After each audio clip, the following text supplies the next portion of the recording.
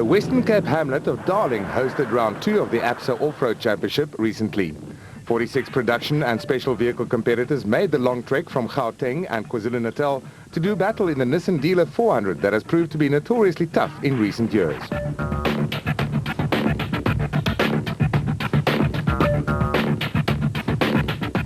The area had received some rain, but only enough to keep the dust down, which would benefit competitors working their way through the pack.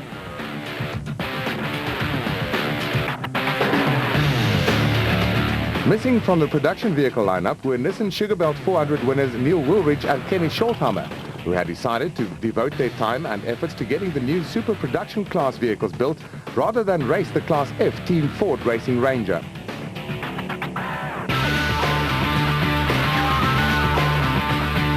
The Team Ford Racing Pairs Championship lead would be short-lived, which would give Hannes Grobler and Fashu Jordan in the proudly South African Nissan hardbody an unassailable lead if they won the Nissan Dealer 400. To come here and watch is certainly not first prize. It's very difficult to be here, not racing. It's the first time in many, many years. So yeah, it's very difficult, but at the same time we've got to look at the big picture. We've got a 3-year project with Ford with the new super production cars. So we made the decision to concentrate totally on the new cars because that's where the future is, and sit out the next 2 races, this race and the desert race, and hopefully by then the new super production car is going to be ready.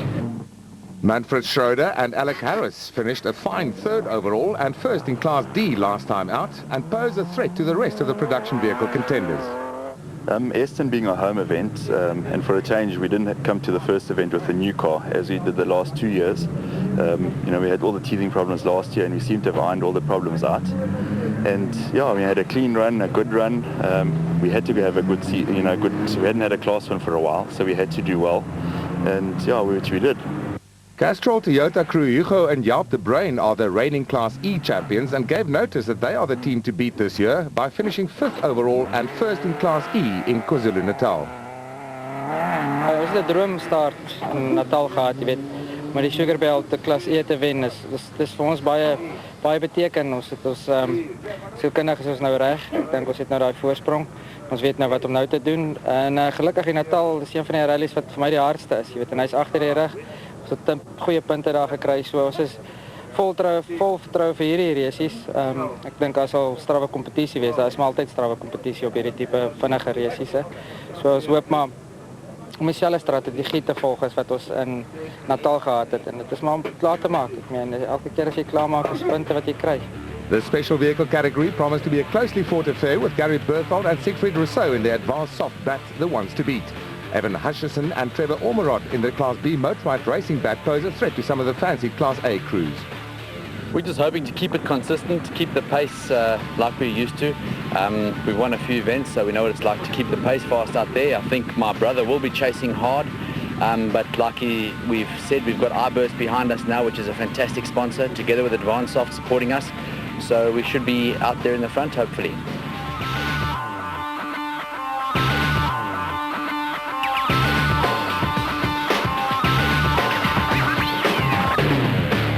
I don't expect it to carry on like that the entire year.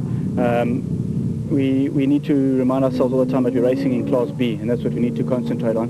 Running up amongst the top Class A runners is a win for us. It's a feather in our cap, but we're concentrating on the Class B championship.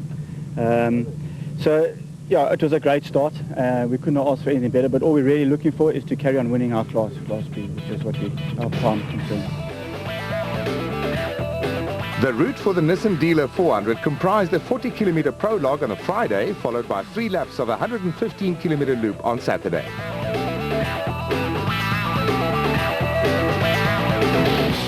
I don't think it's going to rain tomorrow. Of course, I don't know. I don't stay in this area, but they say only if the north wind blows hard will it actually rain. Last weekend they had rain. Some farms had 110 millimeters, and 4 kilometers further on where part of the route goes where the water was deep last year, they had no rain. So who knows? It's like, from 110 millimeters to no rain in 4 hours is quite a difference. And they haven't had, on the one part just before they get back to the service park, they've had no rain at all. So it's drought out there and green in one half. So it's like 2 different parts of the country in one event. The prologue to determine starting positions for Saturday's main event saw Berthold and Rousseau grab the number 1 starting position, 21 seconds ahead of the production vehicle category leaders. Tough to stay in front of the four-wheel drive buckies, but our main aim is to keep in front of the Class A cars and go for a Class win. Production vehicle category leaders Hannes Grobler and Francois Jordan weren't too concerned about starting behind the special vehicle. They knew full well that their four-wheel drive Nissan would quickly gain the upper hand.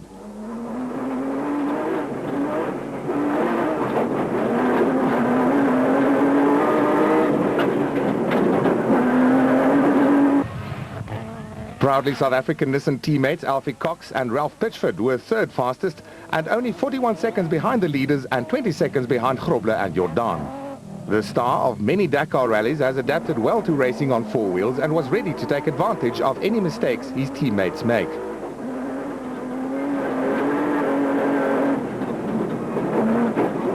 So yeah, there's a few seconds separating the first 3 places, but third in the time trial is perfect. 1 Sandmaster in front. It's good for a change to have a Sandmaster winning the time trial.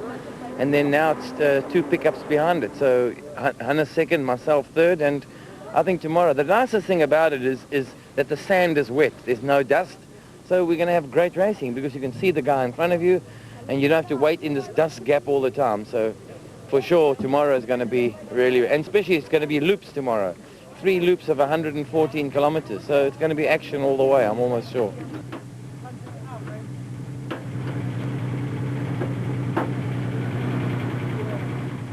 We're just doing a little bit of maintenance work. The lower ball joints have got a tiny bit of play in, so we'd rather replace them before the race tomorrow.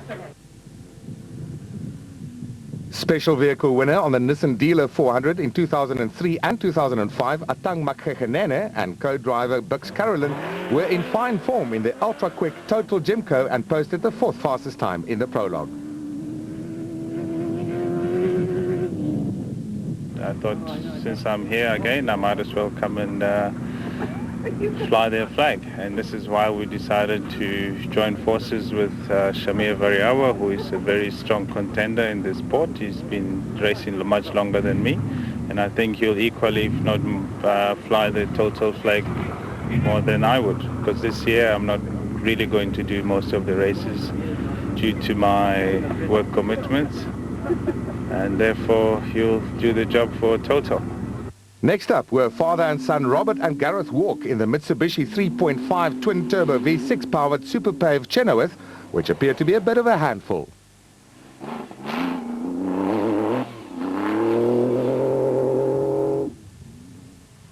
Terence Marsh and Michael Whitehouse had got to grips with their new Nashua Mobile Bat Spec 1 that is powered by a Chevrolet LS1 V8 motor and qualified 6th fastest.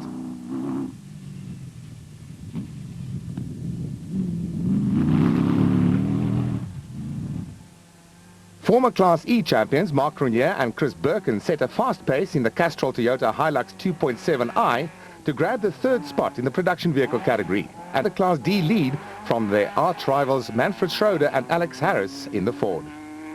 Yeah, we had a rough start to our championship, but I think with a bit of effort we'll catch up nicely.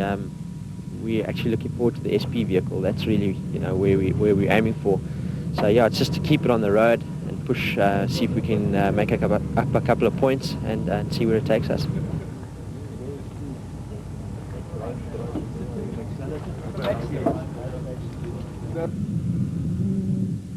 Schroeder and Harris qualified 9 seconds behind the Castrol Toyota pair and were confident that the V6-powered Team Ford Racing Ranger would have the legs on the 4-cylinder Toyota in the main event.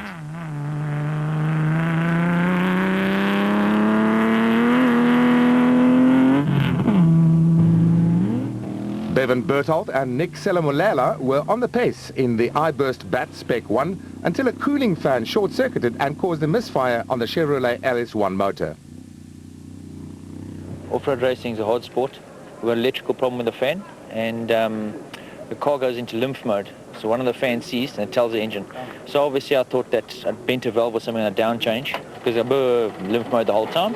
And when we stopped in a ravine and restarted it, cut the ignition box out and on again, all of a sudden it was 100%. And then the whole time I just drove on the kill switch home, which was a little bit too late. So we're going to start probably 5 minutes behind my brother tomorrow. Have to work a little hard, you know. But that's off-road, and we'll get him. Somehow we have to get this guy. I can't carry on going down like this. Newcomers to Class A, Will Battershill and Reg Sutton, acquitted themselves well of their task and qualified 10th overall in the ex-Terence Marsh Jimco. The automatic transmission and the power of the Mitsubishi 3.5 supercharged V6 motor took some getting used to.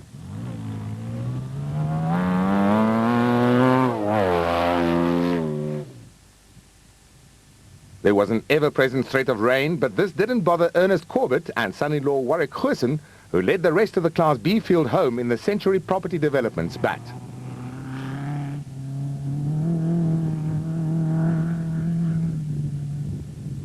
Well, I'm not in the A because I haven't got the guts to race it, to be honest. At least the B's a bit slower for me. I tested the A, and I realized that it's too fast for me. So I'm happy with this car, and it's light, and I can handle it fairly well. But we missed the first race because of business commitments, and I mean that's the reason why Mark's not here now. But he has said he'll be here for the rest of the year, all the rest of the races, so that's good. Class E contenders Chris Visser and Jalpi Badenhorst were 12th overall in the Class E Tyco Trucks Toyota Hilux 2.7i.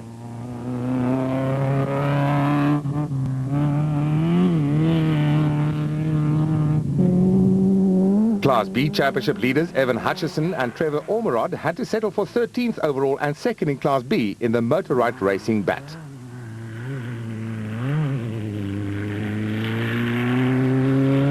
It's very competitive in our class in that we carry a lot more suspension travel than a lot of our competitors. And in this off-road racing, that is the most important factor, is to have a huge amount of suspension travel. Keeps you fast over all the rough stuff, and you can keep your average speed up nice and high. 2004 Milestone Award winners for the crew that completed all 8 rounds of the championship, Henry Zematten and Bodo Schwegler, took things easy and were quite happy to qualify 16th overall and 3rd in Class D in the Mastercraft Ryobi Mitsubishi. I don't think we're going to see too much mud out this way because the sand is pretty grainy. There's not a high clay content, so even when it gets wet, the sand doesn't turn to mud.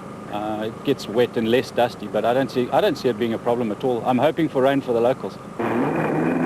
2004 Nissan Dealer 400 Class D winner Paolo Piazzamusso and Oki Furi had to settle for 19th overall and 4th in Class D after they were delayed at a railway crossing.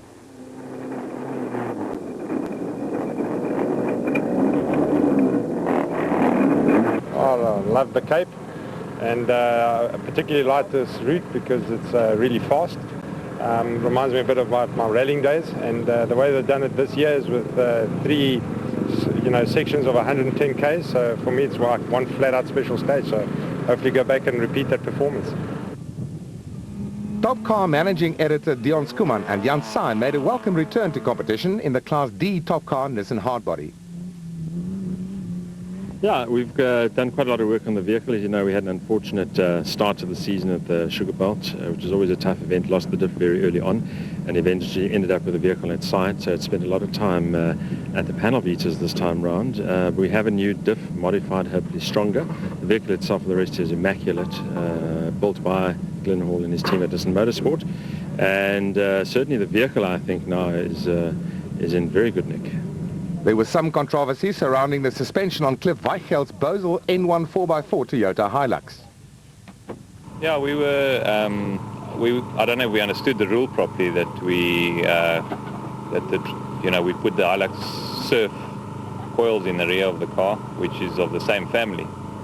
And, we might have misinterpreted the rules, but we went through the right channels, spoke to Marius, our technical guy, and we were under the impression that we had the right permission and we were allowed to carry on with it.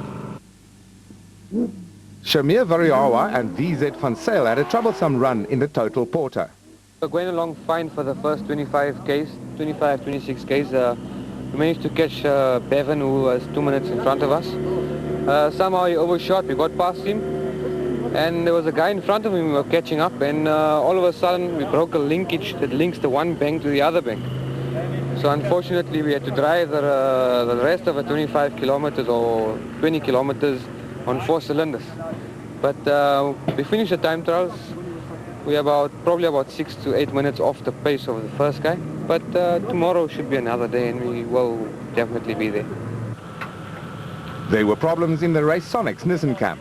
The team failed to start the prologue because of engine problems and would have to work through the night to fit a new unit.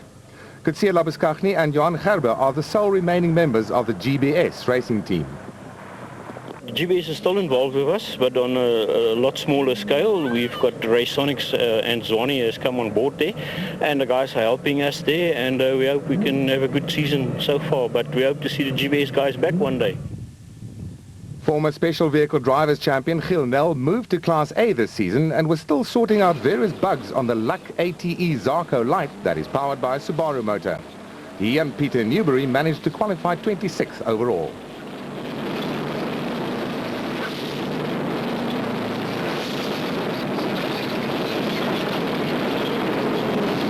The first event went a bit bad, but now this is a new one. Let's see how we go from here. I mean, teething problems is going to go with us for quite some time, but let's sort it out as quick as possible and let's try to be there. We're in it to enjoy it, and by that I mean we're going to race for it, you know, and let's see how it goes.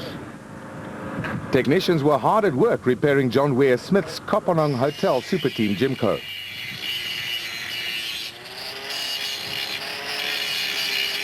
We just put a bit too much stress on the top arm of the left-hand front wheel, and unfortunately it broke about 21 k's out.